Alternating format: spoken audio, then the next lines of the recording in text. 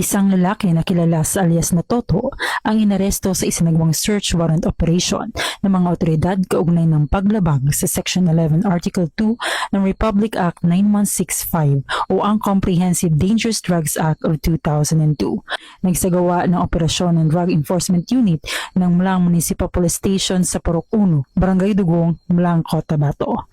Kasama sa operasyon ng mga tauhan mula sa CPPO-PDU, CPPO-PIU, First Mobile Force Company ng Amas Kidapawan City, Kidapawan City Police Station at Tulunan Municipal Police Station. Ang operasyon ay sinagawa sa bisa ng Search Warrant Number 26-24 na inilabas ng Regional Trial Court 12 Judicial Region Cabacan, Cotabato laban sa nasabing suspect. Sa isinagawang paghahalughog, nakarecover ang seizing officer ng 6 na piraso ng transparent heat-sealed sachet na naglalaman ng pinaghihinalaang shabu mula sa pagmamayari at kontrol ng suspect. Isinagawa ng maayos ang pagmamarka, paghahalughog at inventaryo ng mga nakumpiskang ebidensya sa presensya ng isang barangay kagawad at kinatawan ng media bilang mga witness sa operasyon. Kaagad ding ipinaalam sa suspect ang kanyang paglabag at ang kanyang mga karapatan alinsunod sa Miranda Doctrine. Matapos ang operasyon, dinala siya kasama ang mga nakuhang ebidensya sa Mlang Municipal Police Station